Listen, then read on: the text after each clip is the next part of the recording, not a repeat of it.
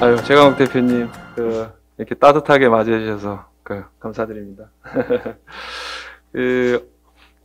제가 어제 문재인 대통령께서 전화를 주셨더라고요. 그래서 이제, 당연히 이제 대통령께서 신임 당대표니까 전화를 주셨다 이렇게 생각을 했는데, 정책 선거를 하려고 하는 게 상당히 좀 인상적이었다. 뭐 그런 취지의 말씀을 하셔서, 아, 대통령께서도 좀 이렇게, 좀 관심 있게 보셨는 모양이다. 이게 생각이 좀 들어서 좀 감사하게 생각이 들더라고요. 뭐, 지난, 정기국회 그러니까 대정부 질의, 대정부 질의가 완전히 그냥 뭐, 정쟁성 이슈로 되는 거에 대해서 저도 좀 많이 좌절했다. 그걸 또 정책 질의로 했으면 당연히 좋았을 텐데, 이런 얘기를 하면서 대통령님하고 좀 공감을 했습니다. 그래서 제가 어제 이제 더불어민주당하고 국민의힘도 예방을 하면서 이제 정책 관련한 말씀을 좀 드렸는데, 제 대표님께도 이제 겸사겸사 그 내용을 좀 같이 저희 정의당이 이런 걸 하고 있는데 같이 좀 검토하셔서 힘을 같이 하시면 어떨까, 요걸 좀 부탁을 드리고 싶더라고요. 첫 번째가 저희가 이제 중대재해기업처벌법, 그래서 요즘 워낙에 많이 산재로 돌아가시고 또 과로사 하시고 이렇게 하니까 이 법이 저희가 고 노회찬 의원께서 내놓은 법이 있어요. 20대 때. 이제 임기 만료로 폐기되었는데 이 법이 꼭 좀 실현이 돼서 노동자들이 산재로 돌아가시지 않게 하는 법인데, 열린민주당에서도 좀 적극적으로 검토하셔서 같이 하실 수 있으시면 좀 해주셨으면 좋겠고요.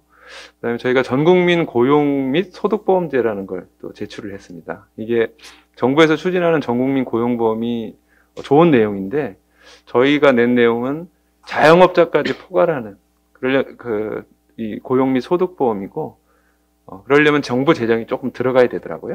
그래서 지금 코로나 위기니까 좀 더 적극적인 정부의 재정 정책을 주문하면서 자영업자까지 포괄하는 고용 및 소득보험을 하면 한국 복지에 하나 어떤 새로운 전기가 되지 않겠는가, 이런 좀 생각이 듭니다. 그래서 최 대표님께서도 한번 검토를 하셔서 좀 전향적으로 고민을 해주셨으면 하는 부탁 좀 드리고, 마지막으로는 이게 사실 좀 시급한 현안인데 올해 내로 이제 만료되는 건데, 낙태죄 문제가 좀 있습니다. 이게 사실은 어떤 여성도, 뭐 대표님도 잘 아시겠지만 어떤 여성도 막 일부러 막 낙태를 내가 막 하고 싶어서 하거나 하는 게 아니라 고통 속에서 이런 결단을 내리고 결정을 하고 하는 건데, 이것을 여전히 뭐 임신 주수 기간을 한 14주로 늘려놨다고 하지만 그 이후에는 여전히 범죄 취급을 하고, 그 다음에 특히 청소년이, 미성년자가 이제 임신을 하면은 부모 동의를 얻게 이 법에, 정부 법안에 돼 있더라고요.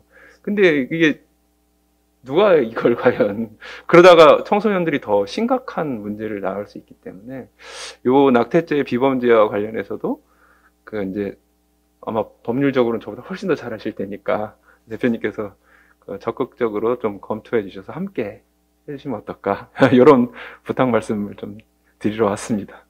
감사합니다. 대표님 말씀 잘 들었고 무엇보다도 진심으로 축하드리고 정말 환영합니다. 저희 당 사무실에 지금 두 번째 당대표님으로 방문해 주셨습니다. 이낙연 대표께서 이제 처음 당선돼서 예방을 해주셨고요.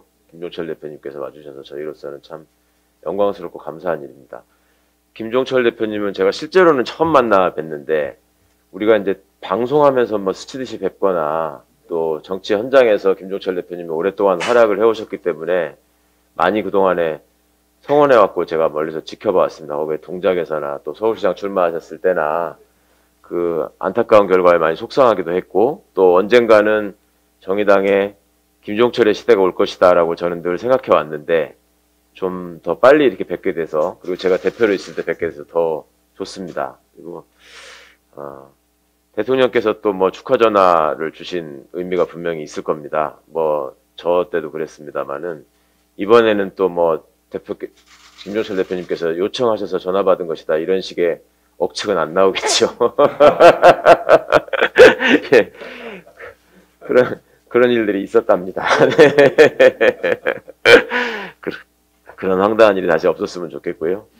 하여튼 그간의 대한민국의 노동자들, 또 대한민국의 서민들, 대한민국의 소외된 계층들에게 정의당은 항상 희망의 메시지를 전하고, 또 그분들을 위해서 정책을 늘 제시해왔고, 대안을 늘 말씀해왔고, 그것들이 또 상당한 기간이 흘러서 실현되는 경우가 굉장히 많았습니다. 명실상부하게 한국 사회를 선도해온 정당이었다고 생각하고, 또 정의당의 새로운 리더십이 이제 김종철 대표님을 통해서 더 멋지게 발휘될 거라고 많은 분들이 기대하고 또 믿고 계시는 것 같습니다. 그간에 노회찬 대표님이나 심상정 대표님, 또 과거에 조승수 대표님, 여러분들이 쌓아오신 그 훌륭한 업적들이 김종철 대표님을 통해서 더 깊어지고 더 넓어지고 또 더 높이 구현될 수 있기를 정말 진심으로 성원하고요.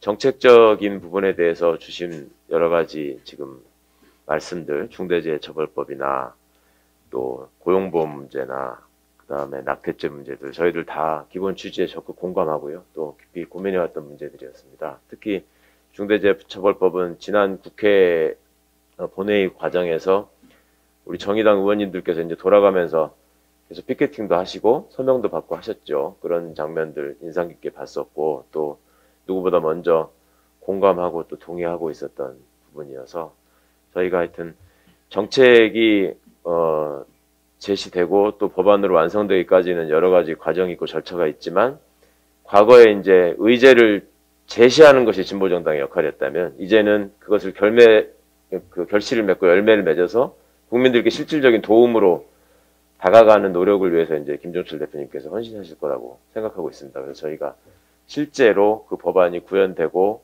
우리나라를 한 단계 더 진전시키는데 도움이 되고자 같이 고민하는 모습을 보여드리겠다는 약속을 드립니다. 저희도 정의당이 그간에 보여오셨던 그 좋은 모습들을 열린민주당도 조금 더 발전된 모습으로 받아들이고자 좀 애쓴 측면이 있습니다. 정의당에서 먼저 시작하셨던 그 비례대표 선출에 당원들이 이제 직접 참여하시고 했던 문제, 저희들은 잘 아시겠지만 전면적으로 다 당원들께서 추천하고 순번까지 정하는 실험을 해서 성공을 했었고요. 그리고 또 당의 여러 가지 주요한 정책 결정에서도 이제 당원들이 참여하는 모습, 그리고 어떤 고비고비마다 맹목적인 비판이 아니라 개혁을 선도하는 정당으로서 항상 의제를 제시하고 또 그것을 실현하기 위해서 노력하는 정책정당의 모습을 갖추려고 많이 애를 썼습니다. 정의당에서도 좀 그런 취지를 깊이 헤아리셔서 저희하고 함께 개혁의 과제를 앞장서서 이끌어가는 두 정당의 모습이 국민들께 좋은 모습으로 보여줬으면 좋겠다는 말씀을 드리고요. 예, 저희는 잘 아시겠지만 그간의 권력기관 개혁과 또 언론개혁의 문제, 이런 문제들을 집중적으로 말씀을 드려왔습니다. 제가 느끼기에는 김종철 대표님께서 대변인님으로 계시면서 이제 내신 성명이나 이런 것들을 많이 봤는데 약간의 이제 그 이해가 다른 면이 있다라는 점을 잠깐 발견한 적이 있었습니다. 그런 부분들은 대표님 제가 앞으로도 자주 뵙고 또 편하게 뵈면서 많이 이제 설명도 드리고 그런 이제 시각들을 같이 맞춰나가는 그 기회를 갖겠습니다. 네네. 대표님 너무 말씀 감사하고요. 마지막에 말씀하신 부분은 한 번 더 이렇게 의견을 나눠서 좀 더 어떤 뭐라고 할까, 이해를 더 높이는 시간을 좀 갖고, 그리고 정책적으로 공감해 주셔서 너무 감사하고, 노동자, 영세상인, 그리고 여성, 이렇게 큰 선물을 아까 말한 세 가지 법안이 국민들한테 드릴 수 있을 것 같습니다. 그런 부분에 대해서 우리 두 정당이 잘 좀 이끌어갔으면 좋겠습니다. 네. 김종철 대표님은 그간에 하여튼